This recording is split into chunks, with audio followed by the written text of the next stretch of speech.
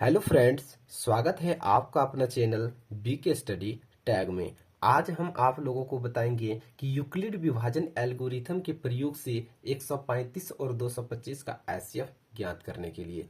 तो चलिए वीडियो को स्टार्ट करते हैं। देखिए 135 और 225 का एचसीएफ कैसे निकालते हैं, वो भी यूक्लिड विभाजन एल्गोरिथम के प्रयोग से। तो चलिए स्टार्ट करते हैं। तो देखिए सबसे पहले क्या करना है कि इसमें सबसे पहले आपको बड़ा संख्या देखना है। बड़ा संख्या 135 और 225 के बीच में कौन है। तो सबसे बड़ा संख्या इसमें इन दोनों में 225 है। इनको मानिए ए बराबर हमारा आ गया 225, ए बराबर आ गया 225 और बी बराबर आ गया 135। तो यानी कि जब भी होगा वो ए जो होगा वो बी से बड़ा होगा। ठीक, यहाँ तक हमको मालूम चल गया। तो अब क्या करेंगे, 135 से क्या करेंगे, हम भाग देंगे 225 में। तो 135 से भाग देना है, 135 से भाग देना है 225 में। तो कितना बार में जाएगा, 135 से भाग देंगे 225 में तो एक बार में जाएगा। 135 एकम 135।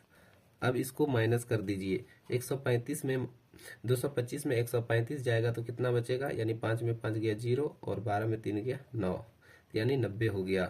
अब देखिए क्या कीजिए कि ये जो 90 जो आ रहा है, अब ये इसको क्या कर दीजिए, आप इसको भाजक बना दीजिए और ये जो भाजक है वो अब क्या बन जाएगा, भाज्य बन जाएगा। तो चलिए हम इनके आगे कुछ आपको समझाने का कोशिश करते हैं, जिसके यानी कि आप जो इन पांचों ट्रिक के माध्यम से आप इन भागों को बड़ी आसानी से हल करने के लिए सीख जाएंगे। तो चलिए दिखाते हैं आपको।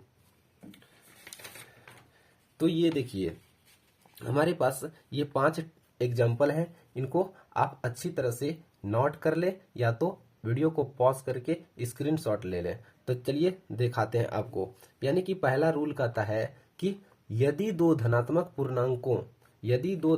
पूर्णांकों ए और बी, यानी ए बड़ा होना चाहिए बी से, यानी उसका यदि मॉसो यानी एचसीएफ ज्ञात करना हो तो ए को बी से विभाजित करें, जिससे भागफल क्यू और शेष आर प्राप्त होगा। क्या कह रहा है कि ए और बी, यानी ए बड़ा होना चाहिए बी से, ठीक, यानी बड़ा वाला को ए और छोटे वालों को बी मानना है और उसका जो मौस ज्ञात करेंगे तो ए को बी से विभाजित करना है, जिससे भागफल क्यू और शेषफल आर प्राप्त हो। तो चलिए दूसरा देखते हैं। दूसरा में देखिए क्या कहता है, यदि आर बराबर 0 तब ए और बी का अभिष्ट एचसीएफ बी होगा।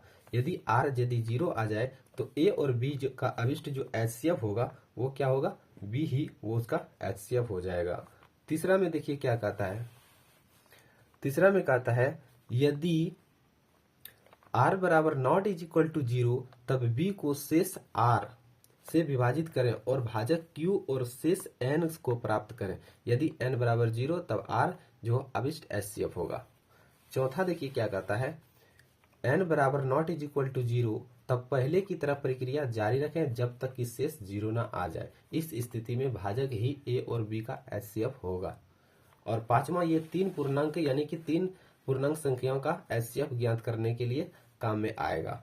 जैसे कह रहा है कि 3 पूर्णांक संख्या का एचसीएफ यानी मौसा ज्ञात करने के लिए पहले 2 पूर्णांकों संख्याओं का एचसीएफ ज्ञात कर ले, तब तीसरी संख्या और प्राप्त एचसीएफ का एचसीएफ ज्ञात करें। ठीक, तो चलिए हम एक जो नंबर है वो हम पूरा कर लिए, यानी कि हमारा जो एक नंबर का जो है काम वो पूरा हो चुका है। अब दूसरा नंबर का हम काम करेंगे, यानी आर बराबर नहीं आया है अभी हमारा 0, तो क्या करेंगे, तीसरे नंबर में क्या कह रहा है, जब तक आर 0 ना आ जाए तब तक आप उस प्रक्रिया को दोहराते जाएं। तो चलिए हम इसको दोहराते जाएंगे। तो यानी कि हमारा देखिए अब r बराबर यानी कि 0 नहीं आया है, तो जब r 0 नहीं आया है तो क्या करेंगे, 135 जो हम माने थे b उसको क्या कर देंगे अब, यानी कि a मान लेंगे उसको, यानी कि 135 यहाँ लिखा जाएगा। अब देखिए ये बन गया भाजक और ये बन गया आपका भाज्य। अब 90 से 135 में भाग दीजिए। 90 एकम 90, कितना बार में जाएगा, एक बार में गया। अब इसको माइनस कीजिए, माइनस करने पर 135 में 90 घटाएंगे तो कितना आएगा 5, और 13 में जाएगा 9, तो 13 में जाएगा 9, तो 4 13, कितना हो गया 4। अब देखिए अब ये जो 45 है ये 45 बन जाएगा भाजक और ये 90 जो हो जाएगा ये 90 फिर बन जाएगा भाज्य। तो 90 लिख दिए। अब देखो 45 दूना कितना हो गया 90। ये पूरा पूरा क्या हो रहा है कट रहा है, यानी शेष मेरा क्या आ गया 0, यानी कि शेष कितना आ गया 0। तो अब देखिए शेष जब 0 आ जाए तो क्या बोल रहा था तीसरा नंबर में कि शेष जब 0 आ जाएगा तो वही भाजक जो होगा उसका एचसीएफ होगा। तो अब चलिए उसका एक एक करके यूक्लिड विभाजन का नियम को लिख देते हैं। तो सबसे पहला अगर यदि हम लिखेंगे तो चरण 1 लिखेंगे। क्या लिखेंगे चरण 1। देखिए लिखेंगे चरण 1 में क्या कहता है ए बराबर, यानी कि चरण 1 में इसका होगा कि जो आया है 225 बराबर 135 गुने 225 बराबर 135 गुने 1 और जोड़ कितना आ गया 90। तो यहाँ पर देखिए r बराबर 0 नहीं आया है, तो क्या लिखेंगे r बराबर नॉट इज इक्वल टू 0। इसलिए क्या करेंगे 225 को क्या करेंगे 135 को 90 से भाग देंगे, 135 को 90 से भाग देंगे तो लिख देंगे। इसलिए 135 को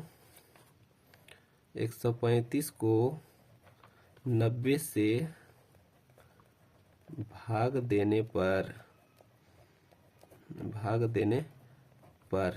135 को 90 से भाग देने पर, तो यहाँ तक हम लिखने के बाद लिखेंगे 135 को 90 से जब भाग दिए तो क्या आया हमारा 135 बराबर कितना आया 90 गुना 1 प्लस देखिए शेष कितना आया था 45।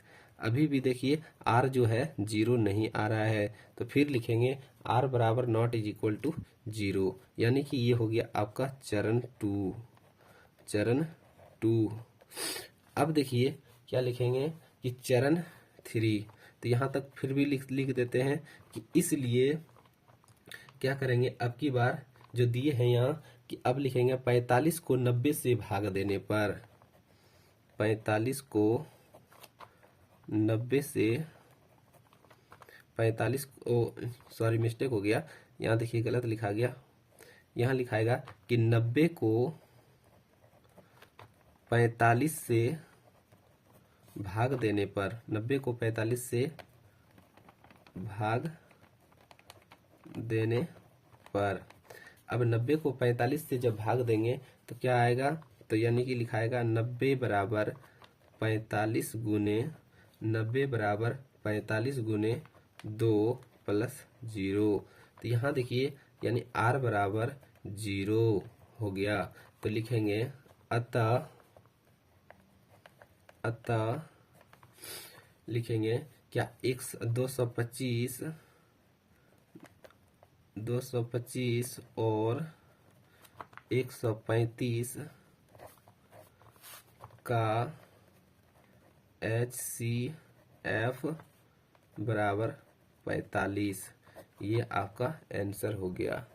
ठीक, इस प्रकार से हम क्या करते हैं यूक्लिड विभाजन परिमिका के द्वारा इसका हल निकाल लेते हैं। तो उम्मीद है कि यह छोटा सा वीडियो आपको पसंद हुआ होगा। अगर यह छोटा सा वीडियो आपको पसंद हुआ तो हमारे चैनल को सब्सक्राइब करें। मिलते हैं नेक्स्ट वीडियो में, तब तक के लिए धन्यवाद।